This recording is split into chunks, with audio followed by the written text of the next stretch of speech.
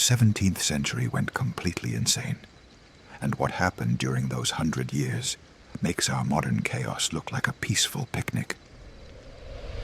The 17th century. 10 mind-blowing facts about the century that went completely insane. Think the 1600s were just some boring historical period with fancy wigs and slow music. Think again. This was the century when Europeans literally killed each other over religious differences, when England chopped off their king's head, and when a handful of Dutch merchants accidentally conquered half of Asia. Ready for your mind to be obliterated? The year 1601 kicked off what historians now call the most violent, chaotic, and world-changing century in human history. The 16th century had set up all the dominoes, but the 17th century was when they all came crashing down in the most spectacular way possible. But here's what makes this century absolutely mind-bending. While Europe was tearing itself apart in religious wars that killed millions, the same Europeans were simultaneously creating the scientific revolution, building global empires, and accidentally inventing the modern world. This wasn't just chaos. This was organized insanity on a planetary scale. Fact number 1, the 30 Years' War, made World War I look like a playground fight.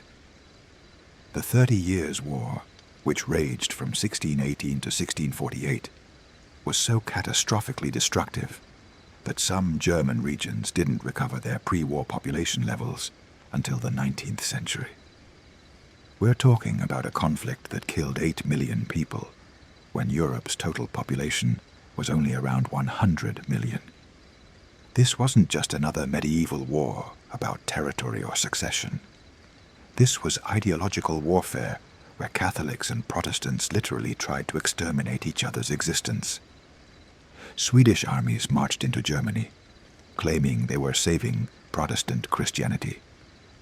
Spanish forces invaded, claiming they were defending Catholic truth.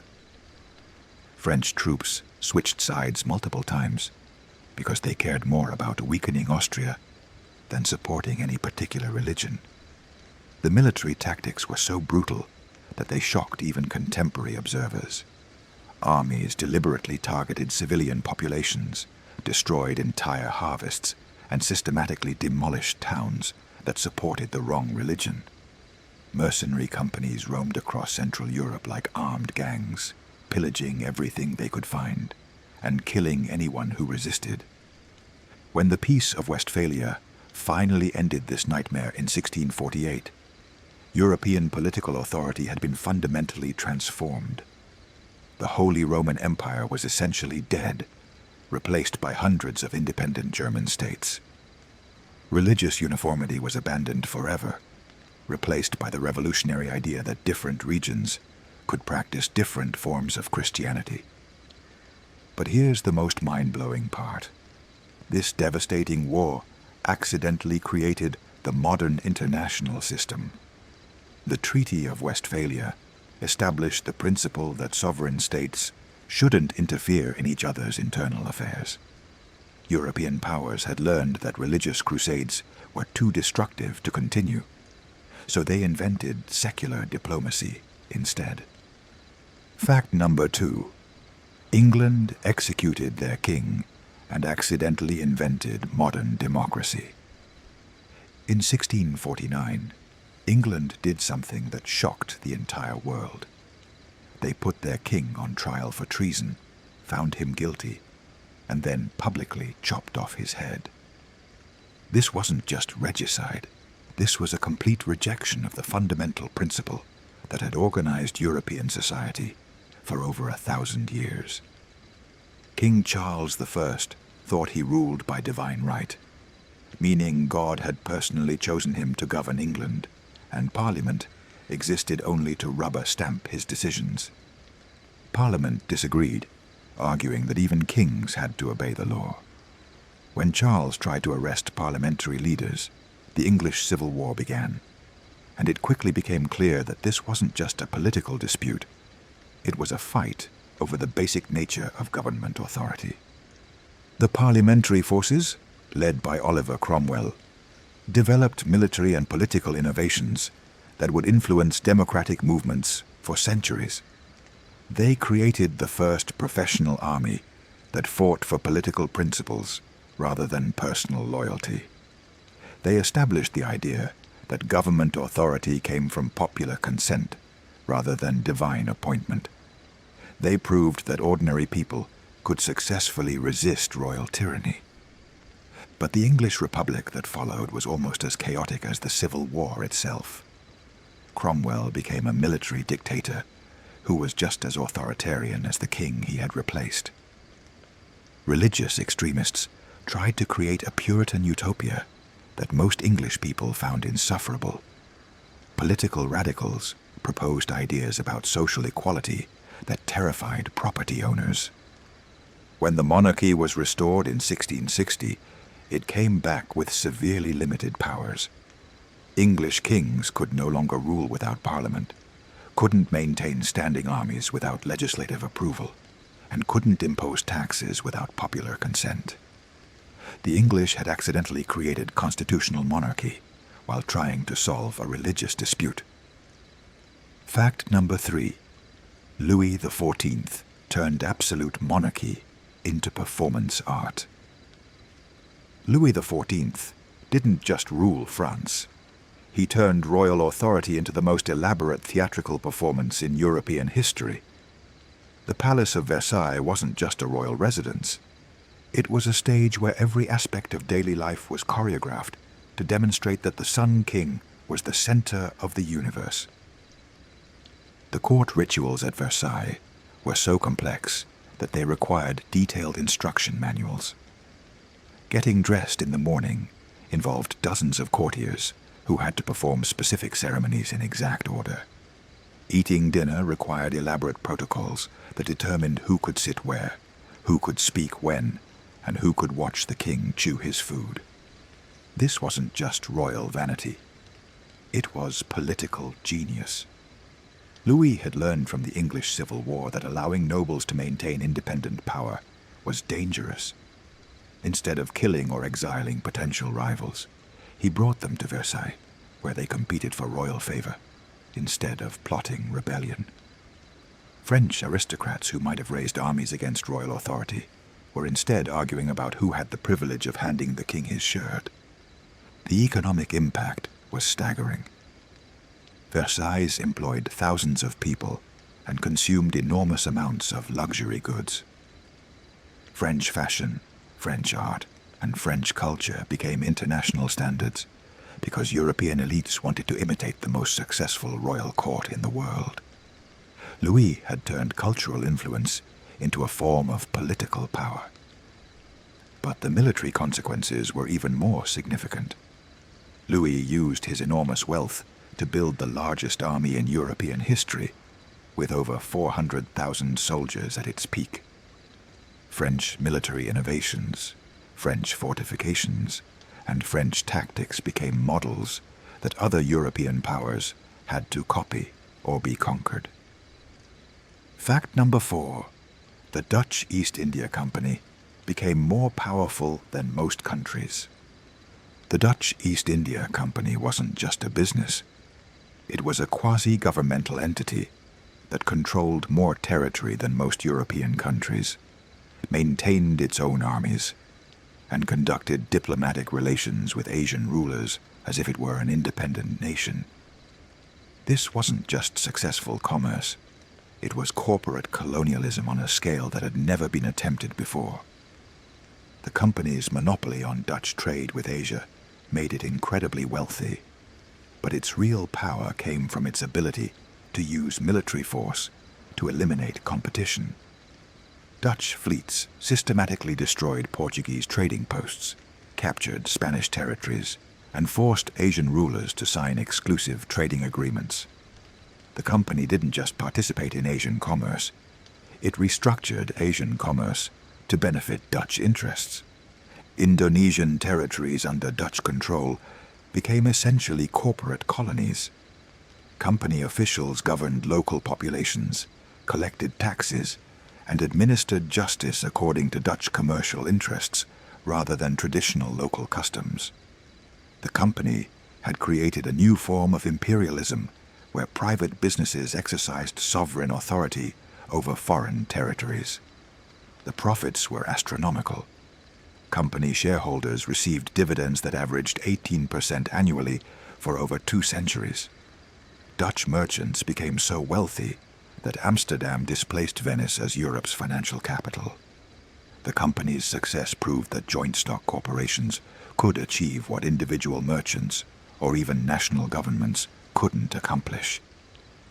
But the most mind-blowing aspect was how the company's success transformed Dutch society. A small, geographically insignificant country became one of Europe's wealthiest and most powerful nations through corporate colonialism. The Dutch had discovered that commercial empire could be more profitable and more durable than traditional military conquest. Fact number 5. The scientific revolution proved that everything people believed was wrong. Galileo Galilei looked through his telescope and saw moons orbiting Jupiter, proving that not everything in the universe revolved around Earth. Isaac Newton discovered mathematical laws that governed both falling apples and planetary motion, proving that the same forces operated throughout the cosmos. The scientific revolution didn't just advance human knowledge, it completely destroyed medieval assumptions about how the universe worked.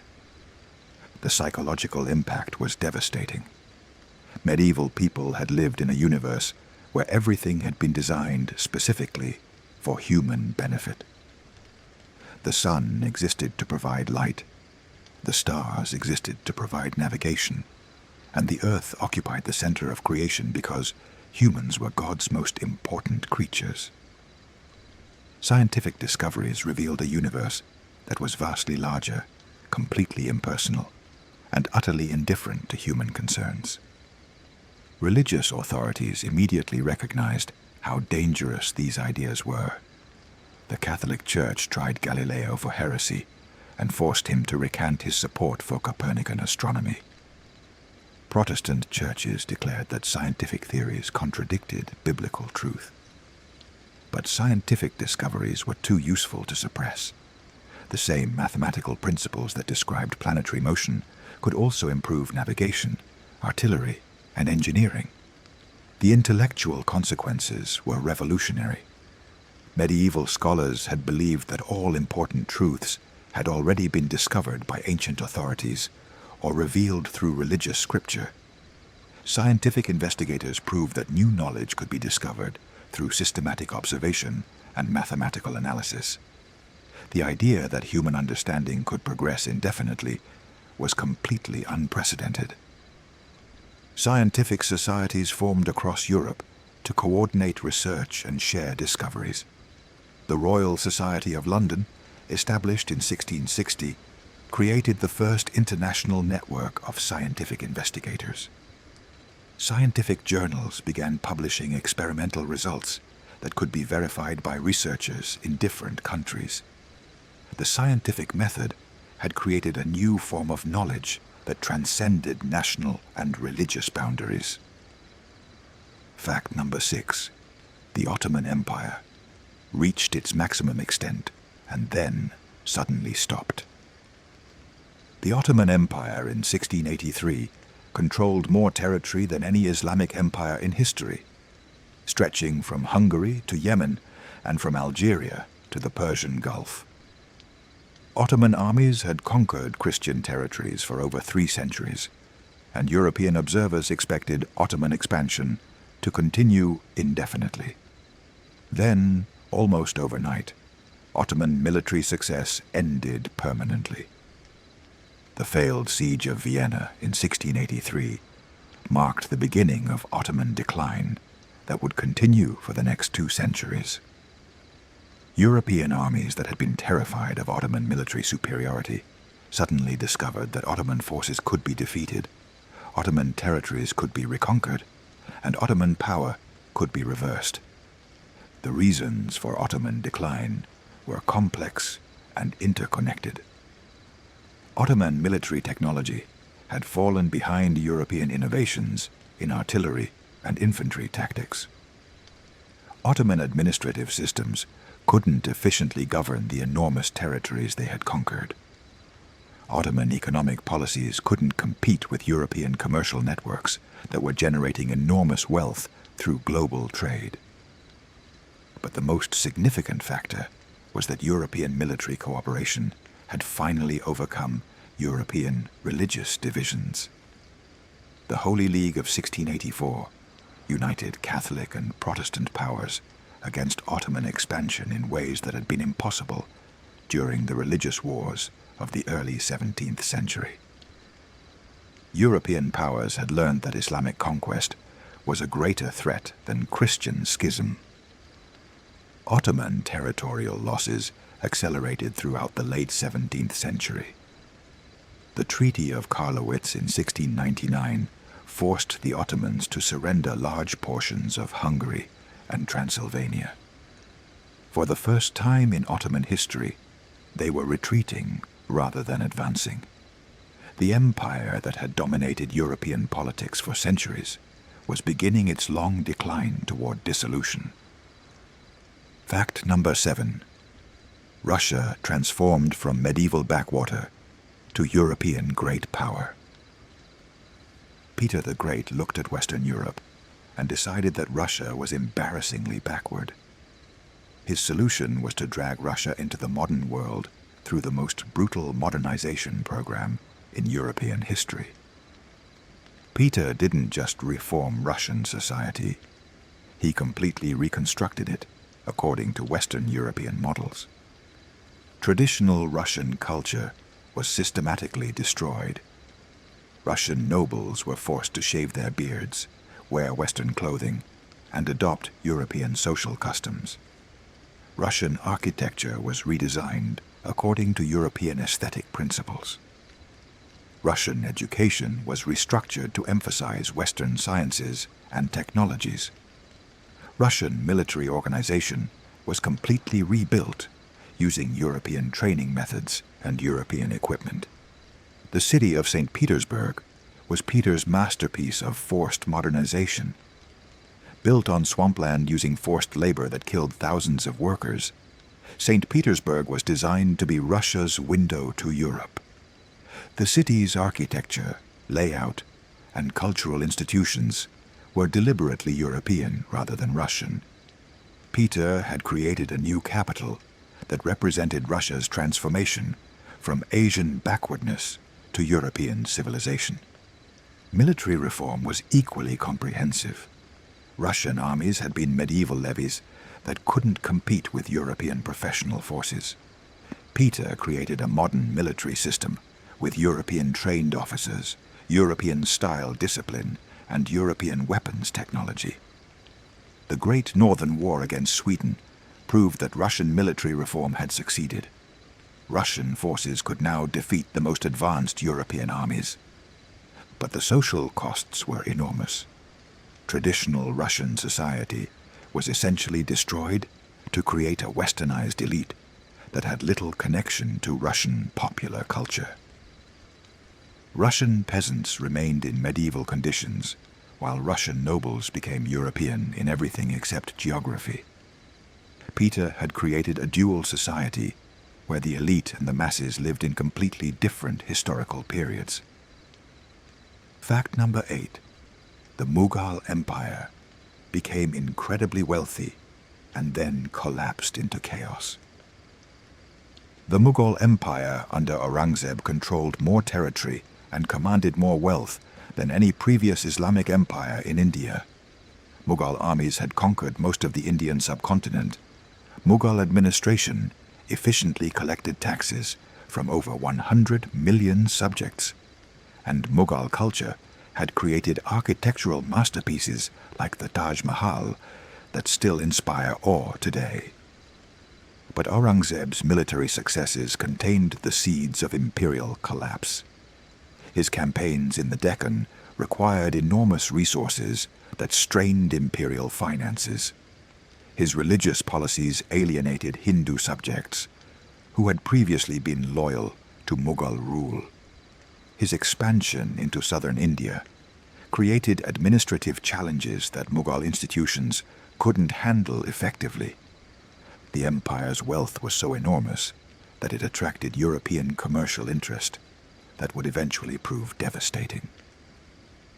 The English East India Company, the Dutch East India Company, and French trading companies all established operations in Indian ports, bringing European military technology and European political methods into Indian commerce. Mughal political structure was fundamentally unstable because it depended entirely on the emperor's personal authority. When Aurangzeb died in 1707, the empire immediately fragmented into competing successor states. Regional governors declared independence, local rulers stopped paying taxes, and Mughal central authority simply evaporated. The rapidity of Mughal collapse was shocking even to contemporary observers. An empire that had seemed invincible suddenly couldn't maintain basic governmental functions. European trading companies found themselves dealing with dozens of competing Indian rulers instead of a single imperial authority. The stage was set for European colonial intervention that would transform Indian civilization. Fact number 9. The Little Ice Age made everything worse for everyone.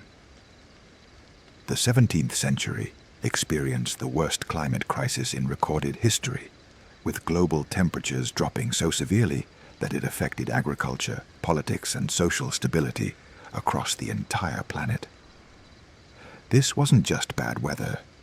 It was a climatic disaster that made every other crisis of the century more severe. European harvests failed repeatedly throughout the century, causing famines that killed millions of people. The Thames River in London froze solid enough to support markets and festivals. Glaciers in the Alps advanced so far that they destroyed entire villages. Wine production in Germany became impossible because grapes couldn't ripen in the shortened growing seasons. The political consequences were enormous. Governments that couldn't feed their populations faced rebellions and revolutions. The English Civil War was partly caused by economic crisis that resulted from agricultural failures. The 30 Years' War was more destructive because armies couldn't find adequate food supplies. The decline of the Ottoman Empire was accelerated by famines that weakened imperial finances. Social tensions increased throughout Europe as competition for scarce resources intensified. Witch trials peaked during the worst decades of the Little Ice Age because communities looked for scapegoats to blame for inexplicable disasters. Religious conflicts became more violent because people believed that God was punishing them for tolerating heresy. But the most mind-blowing aspect was how the Little Ice Age affected global development. China experienced devastating famines that contributed to the fall of the Ming dynasty. The Ottoman Empire suffered agricultural crises that weakened its ability to maintain territorial expansion. European colonial expansion was partly motivated by desperate searches for new food sources and new agricultural territories. Fact number 10. Coffee and tea accidentally created the modern world. Coffee and tea arrived in Europe during the 17th century and accidentally triggered social and intellectual changes that would reshape European civilization. These weren't just new beverages. They were drugs that altered European consciousness and created new forms of social interaction. Coffee houses became centers of political discussion, commercial negotiation, and intellectual exchange. Unlike taverns, where alcohol made people emotional and irrational, coffee houses provided stimulation that made people alert and argumentative. Coffee house patrons debated politics, discussed business opportunities, and shared information about scientific discoveries. The London coffee houses created institutions that would become central to modern capitalism. Lloyd's of London, the world's most important insurance market, began in Edward Lloyd's coffee house. The London Stock Exchange developed from coffee house trading.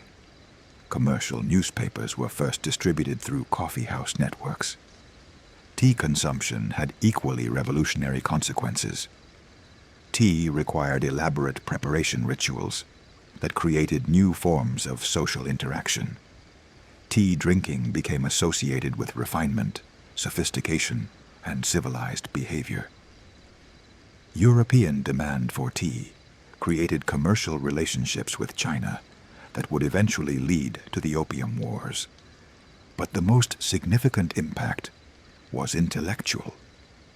Coffee and tea consumption coincided with the scientific revolution, the Enlightenment, and the development of modern philosophy. European thinkers who had been drinking alcohol for centuries suddenly had access to stimulants that improved mental clarity and sustained concentration. The global consequences were enormous. European demand for coffee and tea created plantation systems in tropical colonies that relied on enslaved labor. The profits from coffee and tea trade provided capital for further European expansion. European control over global coffee and tea production became a form of economic imperialism that would continue for centuries. But here's where the 17th century becomes absolutely mind-bending beyond comprehension. All of these seemingly separate catastrophes, religious wars, political revolutions, scientific discoveries, climate crisis, empire building, and even coffee consumption, were actually interconnected in ways that created the modern world system. The Little Ice Age made food scarce, which made religious wars more violent, which made political authority more centralized, which made scientific discoveries more valuable, which made global trade more profitable, which made European empires more powerful, which made coffee and tea more available, which made intellectual life more stimulating, which accelerated the very changes that were destroying traditional civilization. The century wasn't just chaotic. It was a feedback loop of accelerating transformation that nobody could control or even understand. The 17th century revealed something absolutely terrifying about human civilization. We could create world-changing transformations through a combination of deliberate choices and accidental consequences that nobody intended or predicted. Europeans who thought they were fighting for religious truth accidentally created secular politics. Scientists who thought they were discovering God's design accidentally undermined religious authority. Merchants who thought they were pursuing profit accidentally created global capitalism. This wasn't progress toward any goal that anyone had imagined. This was humanity stumbling into modernity through a series of disasters, discoveries, and innovations that individually seemed manageable but collectively revolutionized everything. The 17th century proved that historical change could be simultaneously intentional and accidental, rational and insane, beneficial and catastrophic. And that's how the 17th century went completely insane and accidentally created the modern world in the process. Every major institution of our current civilization, democratic government, scientific method, global capitalism, international law, and even coffee culture, can be traced back to developments that 17th century people experienced as either disasters or minor innovations. If this video completely blew your mind, absolutely destroy that like button and subscribe for more deep dives into the centuries that accidentally shaped our world. Comment below and tell me which of these facts made you question everything you thought you knew about history. And if you want to see how the 18th century took all this chaos and somehow made it even more insane, check out our next video. Thanks for watching, and I'll see you in the next one where we discover that the 1700s were somehow even crazier than this.